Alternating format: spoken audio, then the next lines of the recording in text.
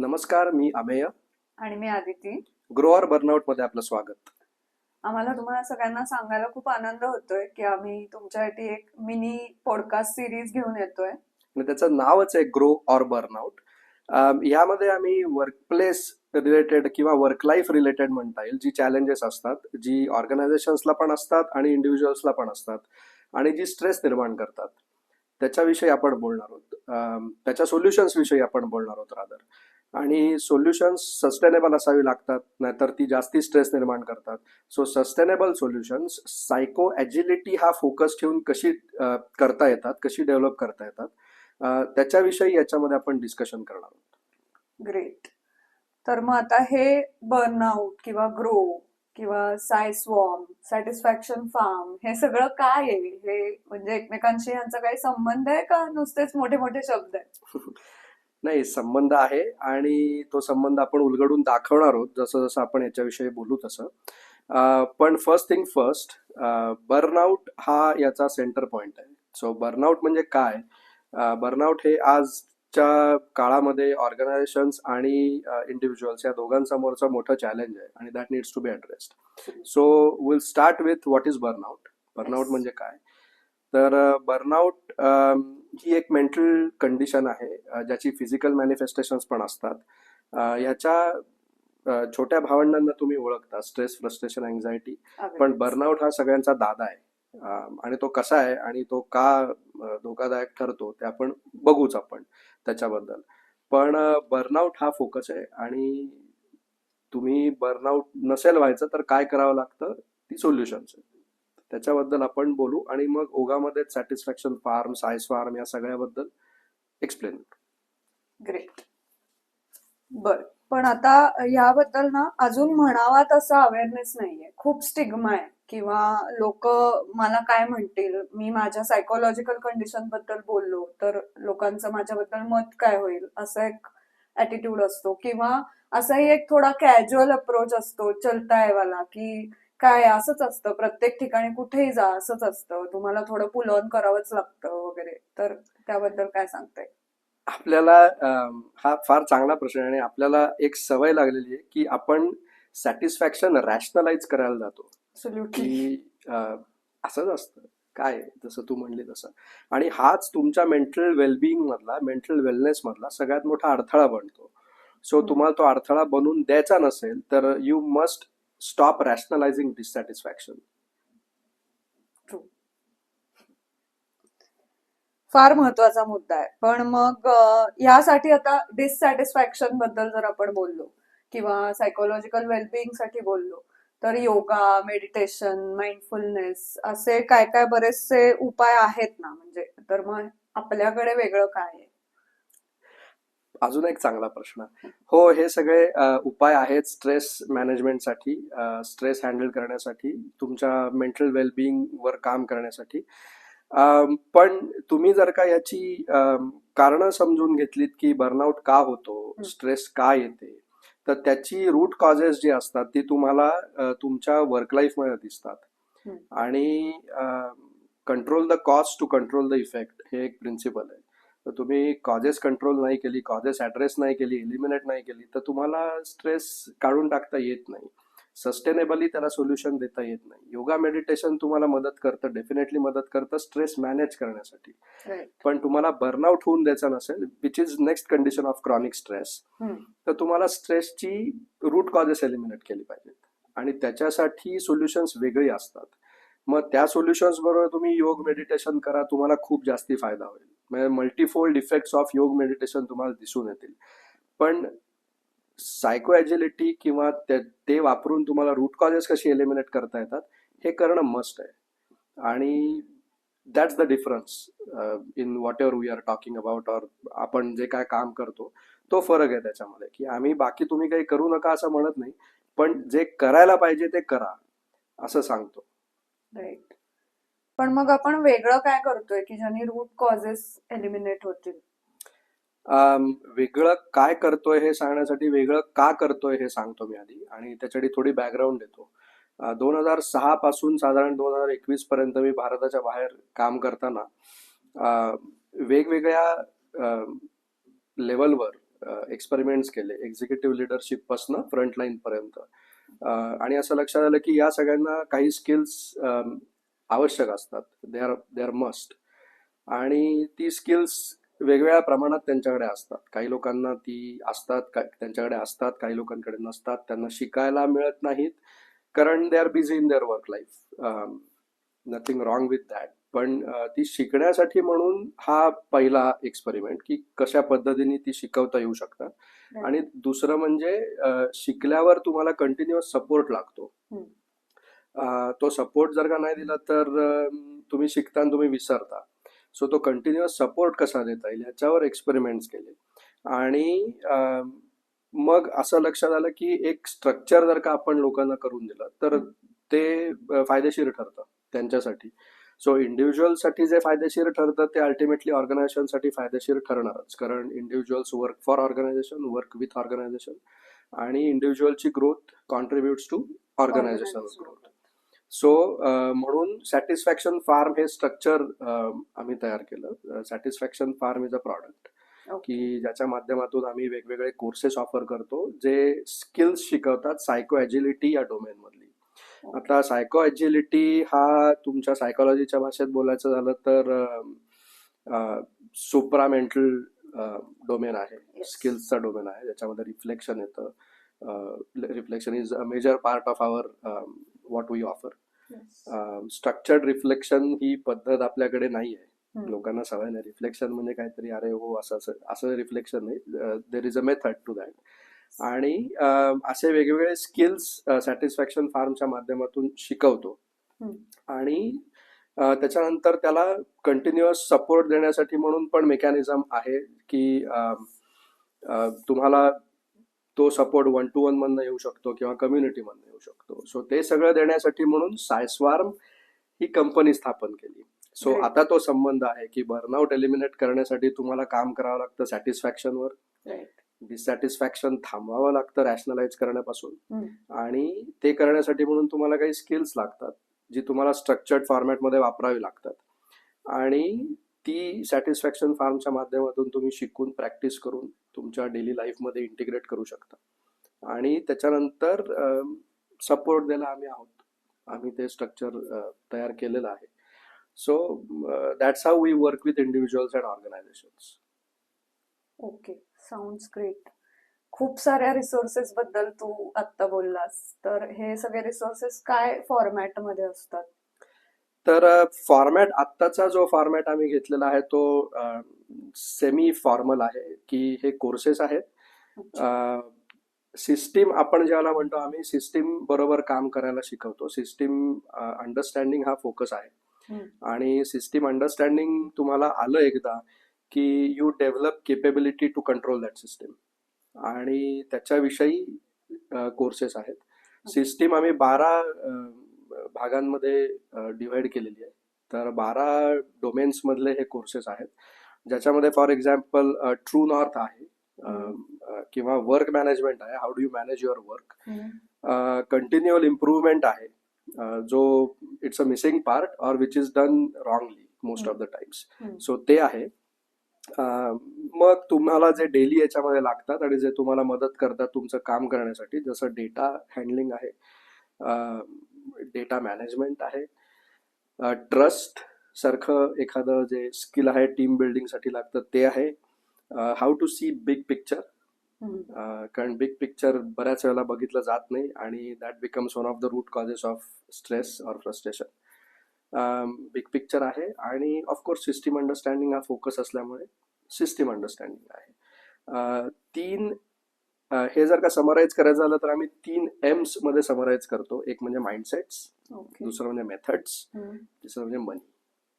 So if you don't know how to work with these 3 M's, there are very little chances that you will find sustainable solution for burnout. So असं आमचं conviction असल्यामुळे ते समोर ठेवून, तो focus ठेवून आम्ही हे कोर्सेस डिझाईन केलेले आहेत. Okay, variety of courses, variety of resources. पण मग हे सगळं घेतलं की बर्नआउटला बाय बाय? कोर्सेस घ्या आणि बर्नआउटला बाय बाय करा एवढं सोपं नाही ते. I wish. पण नाही, जसं मी म्हणलं मगाशी की बाकीच्या रिसोर्सेसमध्ये it is very important to have that continual support. Hmm. बाकी ऑर्गनायझेशन्समध्ये लोक ट्रेनिंग घेतात, ऑर्गनायझेशनच्या बाहेर घेतात, हम्म. पण what is missing is that continual support or hand holding किंवा अकाउंटेबिलिटी पार्टनर ज्याला म्हणतात, True. ते मिसिंग असतं. आणि त्याच्यामुळे मोस्ट ऑफ द टाइम्स तुम्ही सुरुवात करता स्किल्स डेव्हलप करायला, पण ते थांबतं कुठेतरी. हम्म. आणि तसं होऊ नये म्हणून हे फीचर किंवा हा रिसोर्स, ही फॅसिलिटी आम्ही ऑफर करतो. 1-to-1 सपोर्ट आहे. आणि दुसरी गोष्ट अजून एक महत्वाची असते, म्हणजे लाईक माइंडेड कम्युनिटी जर का असेल तर ती हम्म. तुम्हाला या सगळ्यामध्ये खूप मदत करते. एकमेकांचे प्रॉब्लेम समजावून घेऊ शकता किंवा हा प्रॉब्लेम फक्त मला एकट्यालाच नाहीये, बाकी सगळ्यांना पण आहे, Right. असं जर का तुम्हाला कळलं तर मदत मराठीमध्ये समदुःखी म्हणतात हो. तसे तसं तुम्हाला जर का कळलं तर तुम्हाला मदत होते सोल्युशन्स डिस्कस करायला, उत्तर शोधायला. Right. सो कम्युनिटी हे फीचर आहे जे आपण ऑफर करतो. आपण त्याला काय गायडेड कम्युनिटी म्हणूयात, हम्म. गायडेड कम्युनिटी आहे. आणि स्वार्मिंग हे एक प्रिन्सिपल आम्ही डोक्यात ठेवलेलं आहे की लोक they come together and they find solution working with each other. So असं स्ट्रक्चर जर का तुम्ही प्रॅक्टिस केलं, पहिलं ऍक्सेप्ट केलं आणि प्रॅक्टिस केलं, तर बर्नआउटला नक्कीच बाय बाय करता येऊ शकतं. किंवा तुम्ही if you are already burn out, तुम्हाला त्याचं सोल्युशन, तुम्हाला त्याच्यातनं बाहेर निघायला मदत होऊ शकते. हम्म. सो घ्या कोर्सेस आणि बर्नआउटला बाय बाय करा असं नाही, त्याच्याबरोबर हे पण स्ट्रक्चर आहे. हम्म. आणि ह्याला एक आहे की सायकोलॉजिकली सेफ लोकांना वाटायला पाहिजे. सायकोलॉजिकल सेफ्टी हा एक महत्वाचा मुद्दा आहे बर्नआउट बरोबर काम करताना, त्याच्या अगेन्स्ट काम करताना. हम्म. तर सायकोलॉजिकल सेफ्टी लोकांना मिळावी याच्यासाठी आमचा प्रयत्न असतो. त्याच्यासाठी आम्ही हे स्ट्रक्चर असं डिझाईन केलेलं आहे. फार इंटरेस्टिंग आहे सगळं. तर हे सगळं आपल्याला कुठे मिळणार आहे? आपली वेबसाईट आहे सॅटिस्फॅक्शन फार्मची का? हो, सॅटिस्फॅक्शन फार्मची वेबसाईट आहे. वेबसाईटवर तुम्हाला सायको अजाईल स्किल्स बद्दल माहिती मिळेल. आम्ही सॅटिस्फॅक्शन फार्मच्या थ्रू काय काय करतो त्याच्याबद्दल त्याच्यावर माहिती आहे. काही फ्री रिसोर्सेस आहेत. त्याच्यामध्ये तुम्हाला कॉन्सेप्ट तुम्ही नवीन शिकू शकता, काय वेगवेगळ्या डोमेन्स मधल्या कॉन्सेप्ट आहेत, त्या कशा इम्प्लिमेंट होतात त्याच्याबद्दल काही रिसोर्सेस आहेत. हम्म. आणि ऑफकोर्स हे कोर्सेस जे 12 डोमेन्स मधले म्हणले ते कोर्सेसही आहेत. सेल्फ पेस्ड आहेत सगळे कोर्सेस. आणि जसं मी म्हणलं की psychologically safe work space create करण्यासाठी म्हणून प्रयत्न करावे लागतात. तर आता इंडिव्हिज्युअली सायकोलॉजिकली स्पेस क्रिएट करायची, याला आत्ताच्या काळामधला बेस्ट सोल्युशन म्हणजे put it on your phone, smartphone. So smartphone मध्ये आम्ही ऍप्स पण Very घेऊन smart. येतोय. त्याच्यामध्ये आम्ही ऍप्स पण घेऊन येतोय. सो सॅटिस्फॅक्शन फार्मचं ऍपही बाहेर येतं, लवकरच अवेलेबल होईल Okay. सगळ्यांसाठी. हम्म. आणि त्याच्यामध्ये ते फीचर आहे जे वेबसाईटमध्ये नाहीये, की तुम्हाला 1-to-1 सपोर्ट जो आहे तो शेड्यूल करायचा असेल तर तुम्ही त्याच्यातनं शेड्यूल करू शकता. त्याच्यामध्ये कम्युनिटी आहे, ज्याच्यामध्ये तुम्ही भाग घेऊ शकता, डिस्कस करू शकता, उत्तरं, सोल्युशन्स, प्रॉब्लेम्स, एक्सपिरियन्सेस.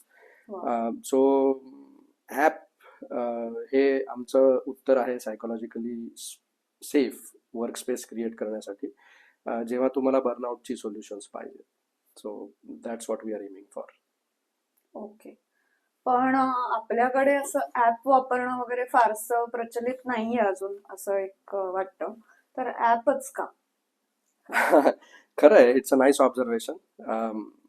की आपल्याकडे एकतर जे बाहेरच्या देशांमध्ये दिसतं हम्म. आणि त्याच्यामुळे त्यांना फायदा होतो खूप, की वेगवेगळ्या ऍप्स थ्रू शिकतात. हम्म. ऍप्स मधनं जे काय रिसोर्सेस ऑफर होतात ते वापरतात हम्म.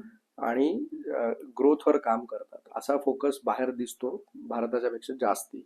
पण आता भारतात मानसिकता बदलतीये, मेंटॅलिटी बदलतीये, आणि it's a positive change that I have seen over past 3 years I have been working here. आणि ऍपच का, लोकांना ज्यावेळेला समजेल की सायकोलॉजिकल सेफ्टी काय असतं हम्म. आणि सेल्फ पेस्ड करण्यासाठी म्हणून तुम्ही कुठेही जा, तुमच्याकडे लॅपटॉप नसेल तरी तुमच्याकडे फोन असतो, हो. तुम्हाला कम्प्युटरची ऍक्सेस नसेल पण तुमच्याकडे फोन असतो. हो.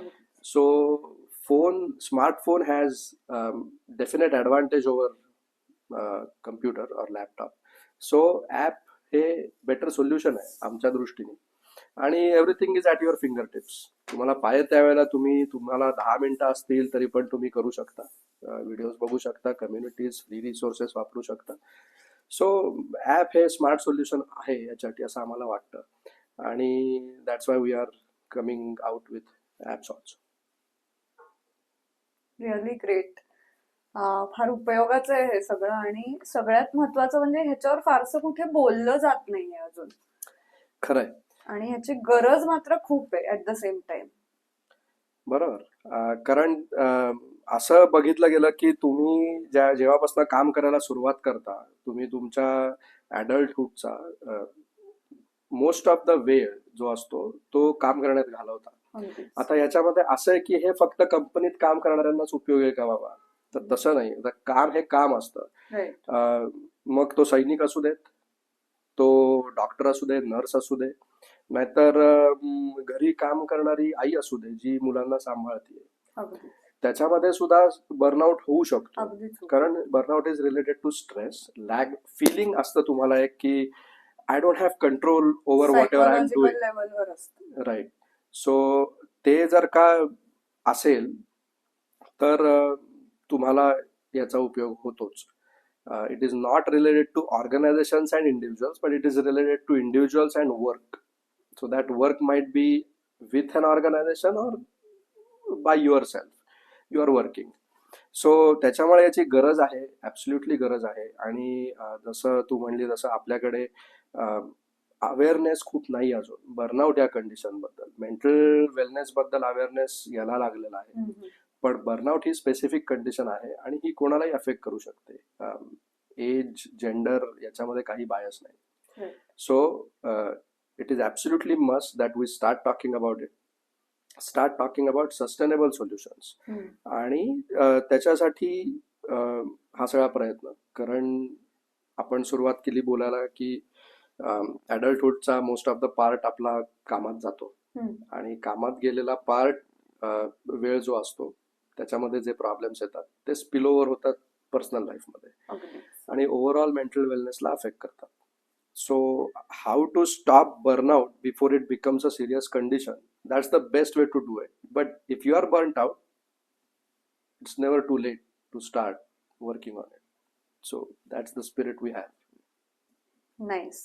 म्हणजे तू ह्याच्याबद्दल मेनली बोलतोयस की आपण कामात जे मॅक्सिमम टाइम इन्व्हेस्टेड असते, आपली मेंटल एनर्जी, आपला माइंड शेअर सगळा तिकडे असतो. बरोबर. तर त्यामधून जो स्ट्रेस होतो तो हळूहळू जर आपल्या कंट्रोलच्या बाहेर जायला लागला तर आपल्या पर्सनल लाईफवर पण त्याचा खूप परिणाम जास्त परिणाम होतो आणि आपल्या मानसिक कंडिशनवरती पण परिणाम होतो.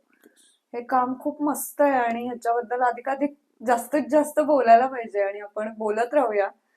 आणि पुढच्या एपिसोडमध्ये आपण येत्या एपिसोड्स मध्ये अजून काही डिटेलिंग ह्याचं जर करता आलं, आपल्याला जर कंडिशन वाईज बोलता आलं तर खूप छान होईल असं वाटतंय. तुला काय वाटतंय? नक्कीच डिटेल्समध्ये जाऊच आपण, कारण ते गरजेचं आहे.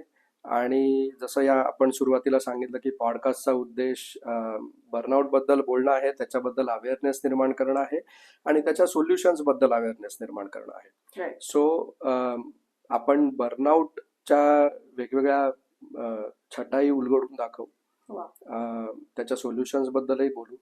जसं मी म्हणलं, सिस्टीम बिकम्स युअर फ्रेंड आणि मग तुम्ही त्याच्याबद्दल काम करू शकता, त्याच्यावर काम करू शकता. तर सिस्टीम बद्दल बोलणंही मला गरजेचं वाटतं. What is a system? आपण म्हणतो काय सिस्टीम तशीच आहे, हम्म. पण what is a system? How do you define a system? How do you understand a system? या सगळ्याचे स्ट्रक्चर्ड मेथड्स ज्या आहेत त्याच्याबद्दल आपण बोलू. सिस्टीमचं 12 डोमेन्समध्ये जे आपण डिव्हिजन केलेलं आहे त्याच्याबद्दल बोलू. आणि जसं अजून रिक्वायरमेंट, फीडबॅक येत राहील तसं तसं आपण नक्कीच ॲड्रेस करूया. वा, व्हेरी नाईस.